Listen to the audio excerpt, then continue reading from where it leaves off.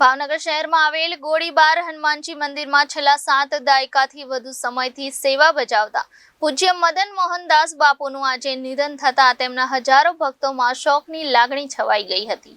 ભાવિકો પૂજ્ય મદન મોહનજી બાપુના પાર્થિવ શરીરના આજે સવારના 7 વાગ્યાથી 10 વાગ્યા સુધી દર્શન કરી શકે તે માટે વ્યવસ્થા કરવામાં આવી છે।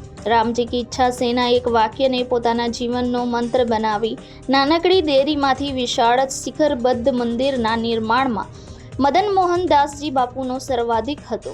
આ મંદિરમાં હનુમાનજીની ભવ્ય મૂર્તિ ઉપરાંત હિન્દુ સમાજના અનેક દેવી દેવતાઓની મંદિર અને મૂર્તિઓની પ્રાણ પ્રતિષ્ઠા કરવામાં આવી છે।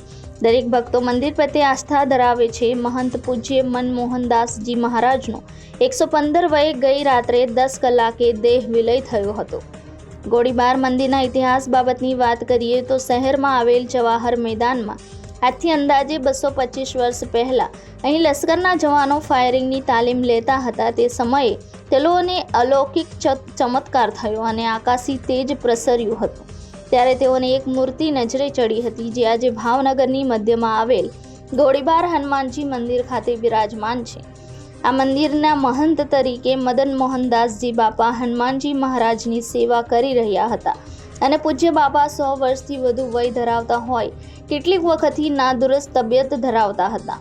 ધાર્મિક તહેવારોમાં રામનવમી, હનુમાન જયંતિ, અન્નપૂર્ણા માતાજીનું વ્રત, સાતમ આઠમ તેમજ મહાશિવરાત્રિ જેવા પાવન પ્રસંગોની ઉજવણી પણ મંદિરમાં ઉત્સાહભેર કરવામાં આવે છે।